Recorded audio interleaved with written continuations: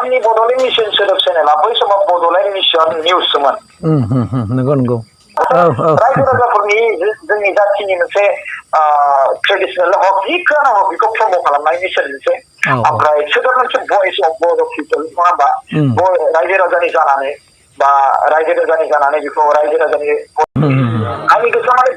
आं बुंनो माबा बिराद गोसो जाबाय थायोमोन बिदि नङा आं बेफोरबायदि बुङोब्ला मोनसे स' बेनो आंनि मोनसे इन्सपायार जादों ओमफ्राय भिडिअखौ बोरै इडिट खालामो बेखौ आङो सोलोंबाय थायोमोन डाइरेक्टलि बोरै इडिट खालामो बोरै मायो आं बेखौ सोलोङोमोन स' बेनि थाखाय आं मा खालामदोंमोन प्रकाश नार्जारि मोनसे ब्लगिं बायदि चेनेल खालामदोंमोन जेराव दा 90,900 निबो बारा दं आरो ना बड'लेण्ड मिसन सोदोब चेनेलाथ' मोनसे मानसिफोरखौ मदद खालामनायाव ब्लगिं सिस्टेम बायदियानो होनजायो निउस सिस्टेम बायदियाबो होनजाबाय जेनेबा थांनानै भिडिअ बानायनो नांगौ सिगांनिफ्रायनो आदानि एक्टर जादों एक्टरनि माबा बानायदो एक्टर जादों आदाखौ एक्टर समायो स' बेबायदि होनबाय थानायखाय रायजोनि बुंनाय रावैनो आं मा खालामबाय प्रकाश नार्जारि एन्टारटेनमेन्ट होननाय जोंना मोनसे माने मा होनलाय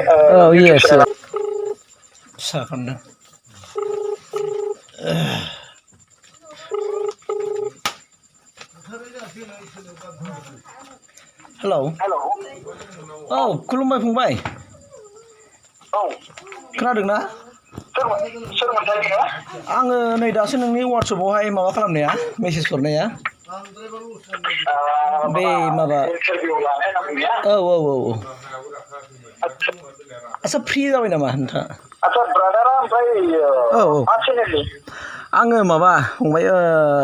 BTR info studio YouTube channel दं मोनसे आङो बिनिफ्राय आं थारमाने एसे मोगा मोगि लागासिनो दं नालाय स' बिनिखायनो नोंथांखौ नुनायखाय जाखांफुनाय नुनायखाय नोंथांनाव एसे मोगा मोगि लानो होननानै कल खालामनाय जाबाय आरो आंनाव मा कुइसन सोंगोनलै ब्रादार गिदिर गोलाव आंनाव मा कुइसन सोंगोन दा गिदिर गोलाव माने सोंनाया थारमाने सोंनाय माखासे कुइसना जेनेबा नोंनाव सोंनाय बै गिदिर गोलाव सोंनायफ्रा माने एखे जानाय नङा आरोना जास्ट आङो नोंथांनिफ्राय ओरैबायदि मोनसे खोथाखौ मिथिनो लुगैदों जे आथिखालावहाय जेनेबा प्रकाश नार्जारि होनबाथाय माने हल आसामावनो मिथि गैला आरो नोंथांखौ ओमफ्राय नोंथांनि जेनाखि समाजाव भान्दारि होनाय थारमाने बेबो ओरैबायदि मोनसे पपुलार जाबाय आरोखि स' बिनिखायनो आं नैबेखौसो मिथिनो लुगैदों नोंथांनिफ्राय जे नोंथाङा इउटुबाव फैनायनि सिगां नोंथाङा सोरनिफ्रायबा माबा मोनसे सुबुरुन लादोंमोन नामा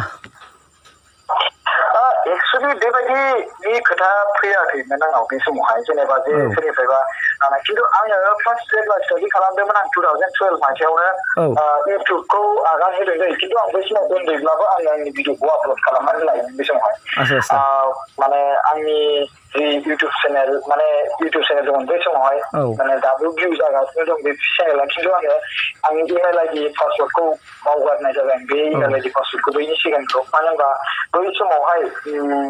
खोब मानसिफ्रा फेसबुक बाहायसोलाबायनायबो जादोंमोन आरो जोंनि गेजेराव पासवर्डखौ बावो बै गोदान फेसबुक खुलियो गोसोआव थाया आरो बावो बेबायदि आरो ना थिग बेबायदिनो आंहाबो बे इमेल आइडिया बै समावहाय खुलिजानानै आरो इउटुबबो खुलिजानानै भिडिअबो आपलड खालामनाय दङ दाबो आपलड खालामनाय दं बेनियाव बे भिडिअआव दङ आपलड खालामनाया ओमफ्राय आङो बावगारदों आरो बे समावहाय ओमफ्राय आङो मालायफोरनि भिडिअफोरखौ बे समावहाय नायनानै आंबो मोनसे भिडिअ बानायनानै आंनि जि रोंगौथि आंनाव एसे जि रोंनाय बेखौ जोंनि बर' समाजनो फोसावनानै होनि आरो बिथांमोनहा जाहाथे जिखिनि बानायनानै जेरै आधार कार्डआनो होन ओमफ्राय जोंनि गेजेराव इन्टारनेट बेंकिंखौ बोरै बानायो आधार कार्डनि कारेक्सनखौ बोरै बानायो जबखौ बोरैहाय माबायदि एप्लाइ खालामथावना जायो नङा होमबा स' बेबायदिनि खेथ्रआवहाय बै समावहाय भिडिअखौ बानायजेनदोंमोन दै ओमफ्राय बानायनायबो होदोंमोन जेनेबा पेन कार्ड कारेक्सन बोरै खालामो पेन कार्डखौ बोरै एप्लाइ खालामो आधार कारेक्सन बोरै खालामो नङा होमबा स' बिनि खेथ्रआव गोबां बिथिङाव फरायनायनि सायावहाय जेनेबा IIT फरायनोब्ला नों मा खालामनांगौ जायो नङा होमबा नोंनाव स्टार्टिंआव मा खालामनांगौ बेफोरखौ आं लानानै बै समावहाय आङो 2014-15आवहाय बेखौ आङो स्टार्ट खालामदों आरो ना नोंनाव भइसआ मोजां क्लियार खोनादोंना खोनागासिनो दं खोनादों ओमफ्राय बे समाव बानायनानै BK अल टिउब होननाय मोनसे चेनेल खुलिदोंमोन आं बै समावहाय PK yes PK all tube होननाय मोनसे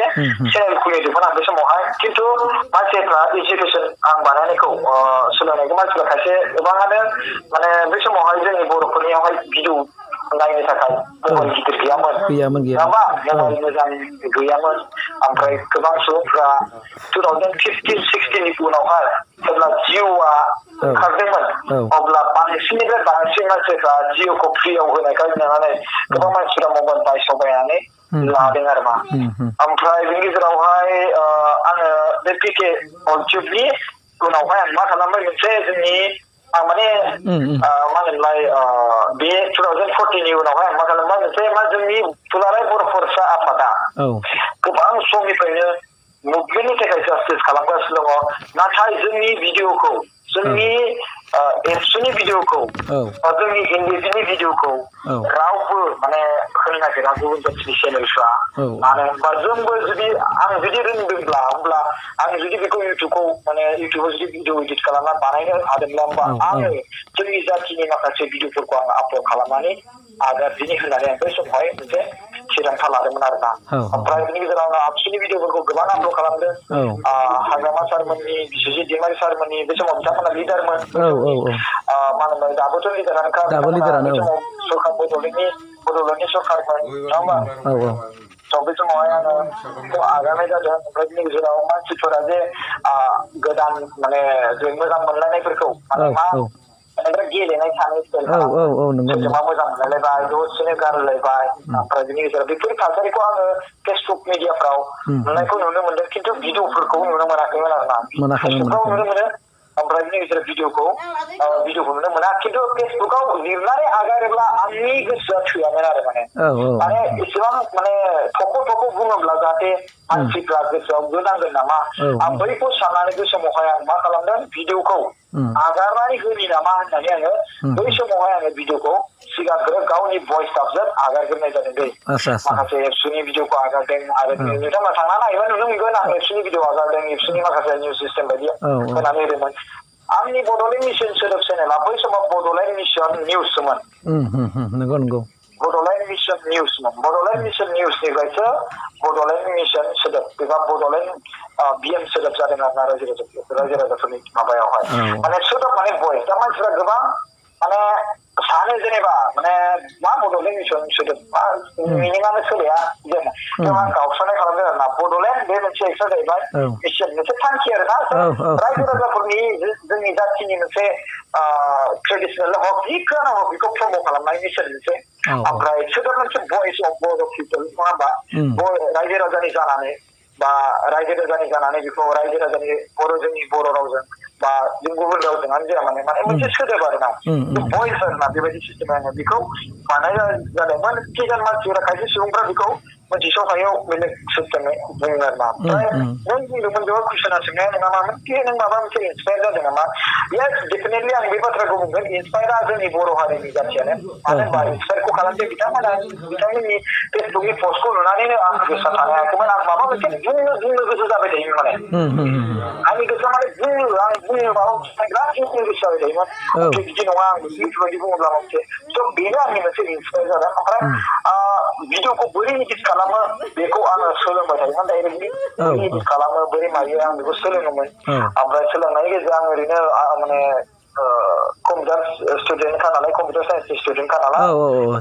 बे हिसाबै आङो बेवहाय बांसिन आङो गोरलैयै बांसिन इजियै रोंलांदोंमोन आरोना बेनो आरो ओमफ्राय आं दा नोंथांनि चेनेला दा मोनथाम दङ नामा आङो आंनि चेनेला जेनेबा मोनसे रायजो राजाफ्रा आंखौ गावसोरनो बुंबाय थायो नालाय जेनेबा आदा माने ब्लगिं चेनेल खालाम मोनसे नङा होमबा थ' बेनि थाखाय आं मा खालामदोंमोन प्रकाश नार्जारि मोनसे ब्लगिं बायदि चेनेल खालामदोंमोन जेराव दा 90,900निबो बारा दं आरोना 50-40 बिदि दं आरोना दा बेखौ आं लानानै जासिगौमोन मालाबाबो जासिगौमोन बेवहाय आङो माने भिडिअखौ होथ'नाय जायाखै दासान्दि बिनि थाखायनो माने मानो होनबा जों जेब्ला भिडिअ होयो अब्लासो मानसिफोरनाव सेरा जायो नालाय अब्लाना सेर जायोब्ला माने साबसक्राइबार जालाङो आरोना ओमफ्राय बिनि गेजेराव बिएम सोदोब चेनेलाथ' थाहैखाबायानो ओमफ्राय बिनि गेजेराव मोनसे आं मा खालामदोंमोन दैलि निउस होनो थाखाय जेनेबा बड'लेण्ड मिसन सोदोब चेनेलाथ' मोनसे मानसिफोरखौ मदद खालामनायाव ब्लगिं सिस्टेम बायदियानो खालामजायो निउस सिस्टेम बायदियाबो होनजाबाय जेनेबा थांनानै भिडिअ बानायनानै बेखौ देखायनाय मानाय सिस्टेम जायो नालाय बे बड'लेण्ड मिसन सोदोब चेनेला मोनसे एनजिअ सिस्टेमजोंबो कानेक्ट जानाय हिसाबै माने आङो मोनसे मा दैलि जे निउस जेरै माने होनबालाय नोंहा गैना बड' इनफर्मेन्ट बायदि भिडिअ बानायनाय मानाय ओमफ्राय प्रान्जल नार्जारिमोन बिदि बायदि पिक्सार होनानै दाब खालामनानै निउस होबाय थानाय बे सिस्टेम साननानै आं मोनसे मा खालामदोंमोन टाइम्स अफ बड'लेण्ड होननाय मोनसे चेनेल खुलिदोंमोन आरो बे टाइम्स अफ बड'लेण्ड खुलिनो थाखाय आं माने टाइमखौ माने आं हास्लाबगोन बायदिबो मोनलायलाङोमोन ओमफ्राय दाना आंहाबो जोंहासो फरायनांगौबावगौ दाबो माने डिग्रि आङो माबाफिननो नागिरदों नालाय माने हास्लाबा जादों आरो आंजों सासे जोंहा फंबाय सासे फरायखायो आं बेखौबो माने आं बेखौ नोङो सम सम मोनोब्ला नों भिडिअखौ आगारनानै हो होननानै बुङो आं मानो होनबा बेयाबो दायो बेबो साइन्सनि स्टुडेन्ट आंजोंनो थाफायो बियो ओमफ्राय आं बेखौ नोङो ओरैनो माने फरायदोंब्ला माने फरायनायजों लोगोसे ओरैनो थायोब्ला सम सम नोङो बेखौ भिडिअखौ बानायना हो होननानै आङो बे मोनसे टाइम्स अफ बड'लेण्डखौ आगारनाय जादों दा बिथाङा भिडिअखौ आगारनो हाथ'वाखै मानो होनबा दा एगजाम जानो नागिरदों नालाय आरोना ओमफ्राय आरो मोनसे जाहैबाय इन्टारटेनमेन्टनि चेनेल बुंबाय थायोमोन आंखौ सिगांनिफ्रायनो आदानि एक्टर जादों एक्टरनि माबा बानायदो एक्टर जादों आदाखौ एक्टर समायो स' बेबायदि होनबाय थानायखाय रायजोनि बुंनाय रावैनो आं मा खालामबाय प्रकाश नार्जारि इन्टारटेनमेन्ट होननाय जोंना मोनसे माने मा होनलाय खुलिबावबाय आरो बावैनो जादों खुलिनाया दा 7,000निबो बारबाय बियो ओमफ्राय आङो बिनि सायावहाय दासिमबो चेनेला दासिमबो जेबो आर्निंबो जाया खिन्थु आं बेवहाय थाखा गारनानै आङो मोनसे माने सर्ट भिडिअबो बेखौनो नुनायखाय आङो नोंनि प्रकाश नार्जारि इन्टारटेनमेन्टखाय आरो नोंथांखौ खुलिबावबाय नामा बिदि सानो आरोखि ओमफ्राय नायदों नोंनि पेजआ नुथ'वाखै नालाय आङो बै माबा इन्टारटेनमेन्ट वार्ल्डनि खुलिनाया आं माने रायजो राजाफोरनि गोसोखौ लुबैनायखौनो आं खुलिनानै होदों आरोना थिग दं आच्चा आं मोनसे नोंनाव मोनथिबावनो लुगैदों जे दादि बिराद बर'फोरनि गेजेराव गोबां माखासे लाइमोनफोर माने इउटुबाव बुहुद फैबाय आरो इउटुब चेनेलफोर खुलिबाय दा नोंथाङा एसे बुंनो हागोन नामा नोंथाङा जेनेबा दा एसे गागि जाबाय हिसाबै इउटुबावहाय मा रोखोमै जेन'बा खामानि मावोबा इउटुबावहाय माने साबसक्राइबारफोरखौ बारायनो हागोन बा ग्र' खालामनो हागोन बिनि सायाव एसे एडभाइस होनो हागोन नामा नोंथाङा साबसक्राइबारखौ बारायनो गोसोब्लाथ' नों आजिखालिनि जुगाव गोबां साबसक्राइबारखौ बारायब्ला मानो होनना बुङोब्ला दानि जुगावहाय खायसे मोजां खामानि मावोब्ला थाखा गारनानै मोजां मावदों अब्लानो माने पाब्लिकआथ' नोंखौ मोजां गाज्रि बेखौ खेबसेनो सिनायाना सिनाया नोंखौ मोजां गाज्रि बेखौ नोंखौ सिनायाना मानो होनोब्ला नोंखौ गेजेरसियावसो मिथिनो हागौ जेनेबा नोङो साबसक्राइबारनि थाखाय नोङो माबा मोनसे सोरखौबा माबा मोनसे देखायनाय बा माबा मोनसे भिडिअ खालामनाय बा ओरैबायदि खालामदोंब्ला बेखौ नों खालामब्ला नों माने फार्स्टआव मोजां मावदों मादों ओरैबायदि होननानै बेखौथ' नोङो साबसक्राइब खालामगोन ना ओरैबायदि ओंखारदोंलै मादोंलै स' बेबायदि सिस्टेम आरोना दा माने गोबां गेजेरावहाय बेबायदिनो माने नोङो माने बेखौनो आं मिथिनाय जादों जेनेबा नोङो मोनसे जेनेबा नोङो सोरबा सासे फेमास मानसिनि माबाखौ मा होनोमोनलाय भिडिअखौ लादो बा सोरखौबा फेमास मानसिखौ नों इन्टारभिउ लादो बा सोरबा फेमास मानसिखौ ब्लगिं खालामदो बिनि उनाव भिउआथ' जाखाबाय आरो साबसक्राइबार मा जालांगोन आरो आं माने सानो आरोना आंनि फारसेनिफ्राय इजियैनो थागोन मानो होनबा इजिबो जाखादों मानो होनबा गोबां मानसिफ्रानो माथो थाब थाबैनो चेनेला साबसक्राइबार जालांगासिनो जायो गथ'फोरखौ आरो बांसिन आं बे बाथ्राखौ मोनसेखौ बुंगोन आरोना जेनेबा जेब्लायबो हिनजाव मानसिफोरजों सिख्ला मानसिफोरजों जुजिनो हादै भिडिअ भिउ आरो चेनेल साबसक्राइबाराव आरोना बेखौ बेनि फिननायखौबो आंबो होनो हाया आरो जुजिना आरो बे बाथ्राखौ नंगौ माने हिनजावफोरना बांसिन जायो भिउफ्राबो ओरैबायदि हिउज जायो आरोना बेखौ बे खेथ्रआव आं बुंखायो जेनेबा हिनजाव मानसिफोरजों माब्लाबाबो बेयाव जुजिनाङा आरो